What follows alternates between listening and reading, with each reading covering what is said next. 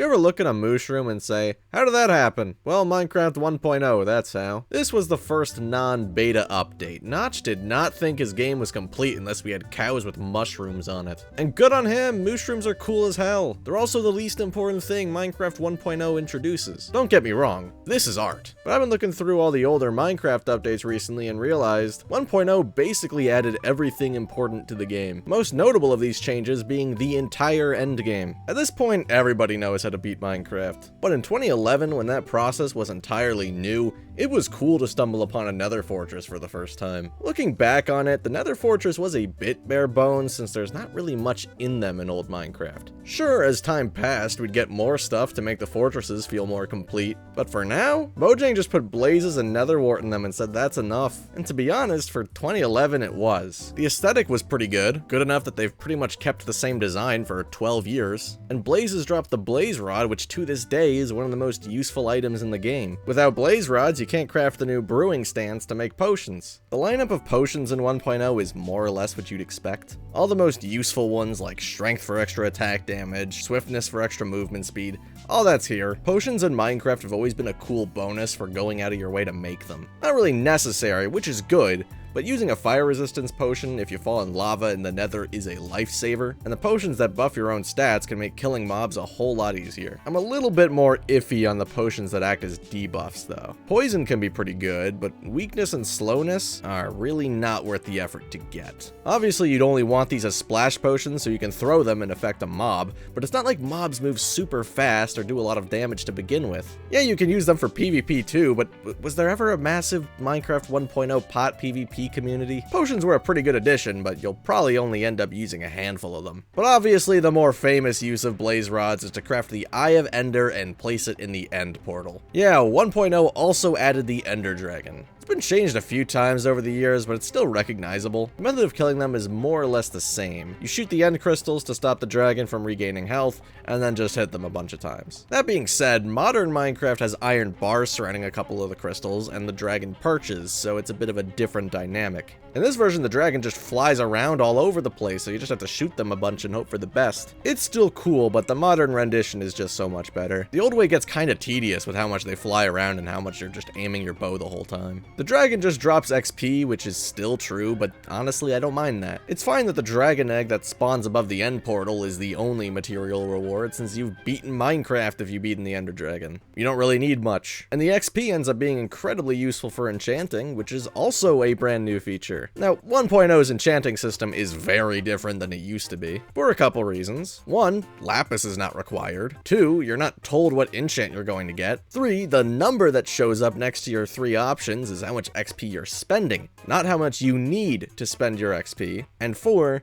anvils and enchanted books did not exist yet. It was completely luck-based, and if you got a bad enchant on your diamond sword, there was not much you could do about it outside of just getting another one and spending a ton more levels. What's even crazier is that with enough bookshelves, you could get level 50 enchants. Outside of mob farms or killing the Ender Dragon, you're not getting 50 levels, and you can only kill the Ender Dragon one time. Ores don't give you XP in this version. Only mob kills. You have to go through a long and tedious process for a chance at a level 50 enchantment. Add that with not having anvils or enchanted books to make the process of getting good items easier, and you can see why it's a good thing that enchanting's been overhauled in the following years. Still a very useful tool in its infancy, but it definitely needed some fine-tuning. But what's a Minecraft update without mobs, right? 1.0 sure had some, like the magma cube. Basically just fire-resistant red slimes, but I've always found these designs to be pretty cool. I've always had trouble finding these when playing older Minecraft versions, though. Always felt like it was just a sea of pigmen. They're pretty useful, though, since you can make fire resistance potions with the magma cream they drop. Just kidding, they don't actually drop magma cream yet. You instead have to use this crafting recipe that I'm sure half of you don't even know is in the game. Seriously, why didn't they drop it?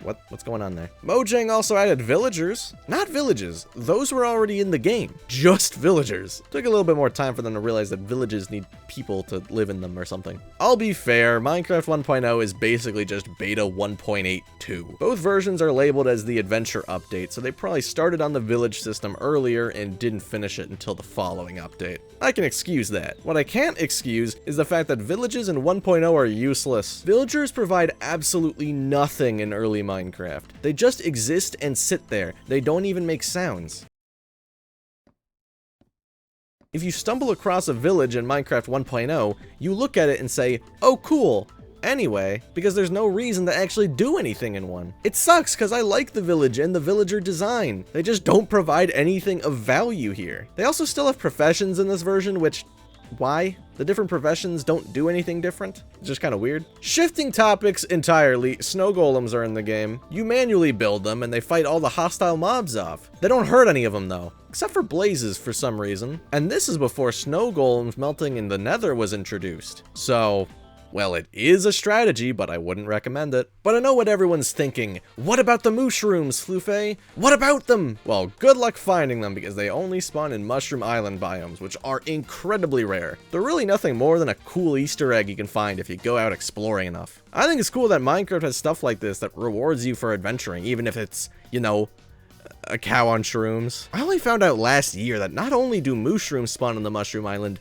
they are the only mob that can spawn on Mushroom Islands. The islands have no other hostile or peaceful mobs, so if you find one, good on you. Is that common knowledge? Because I genuinely had no clue. Now let's rattle off some of the more minor changes introduced in 1.0. Swamps have lily pads now. Aside from being a cool aesthetic addition, they make it easier to traverse swamps since you can platform on them. With how janky old Minecraft boats are, this can be pretty useful. Ender pearls can now be thrown to teleport you to where it lands. When Endermen were first added, you couldn't do this, and I'm very glad this change was implemented. There are just so many good uses for Ender pearls, and it completely opens up so many different strategies in both survival Minecraft and the various Minecraft minigames that would come out in the following years. That makes them one of the most fun items to use in the game, even if they hurt you to use. Hardcore mode is new. This became such a popular way to play Minecraft over the years, through various hardcore mode series on YouTube or the more modern hardcore challenges that you see people trying today. Only being able to die once raises the stakes by quite a bit, which can make the experience more exciting, stressful,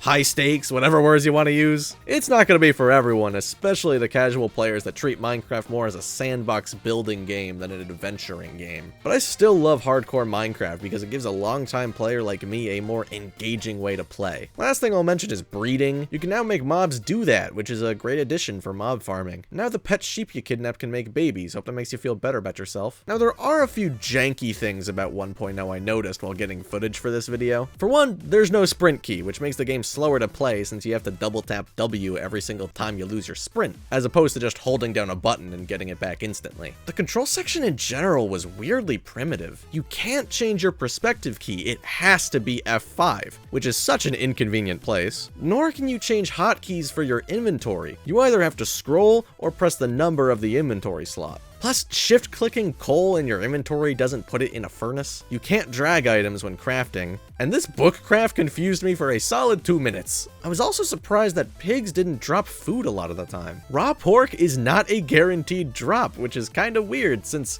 you know, it's literally a pig. All of these things just made the game feel a lot clunkier to play than modern Minecraft, or even just going a few updates later. Movement and control customization needed to be improved for sure. It's also worth mentioning that this would be the final Minecraft update spearheaded by creator Notch. I always associated his leave with Microsoft's acquisition of Mojang, but he was done working on the project long before then. Minecraft had become a huge hit purely by accident, and Notch wanted to work on other things. In a way, 1.0 is the complete version of Minecraft as he'd envisioned it. He added an official endgame and a ton of new features and said, I'm done. That makes this update just a bit more interesting to me, even if the game has gotten substantially better since 1.0. It's not an amazing product. There's still plenty of bugs to be fixed and quality of life changes to be implemented. It definitely needed to be refined later down the line. And just about every major change talked about in this video has been overhauled since. Enchanting, the dragon fight, villagers, and to an extent, nether fortresses and potions. They were all added here and changed quite a bit as the years went on. But it was clear that despite a few things feeling incomplete, with everything 1.0 added to Minecraft, the game had a great looking future. The next update was sure to continue to innovate Minecraft. The only item 1.1 added was spawn eggs.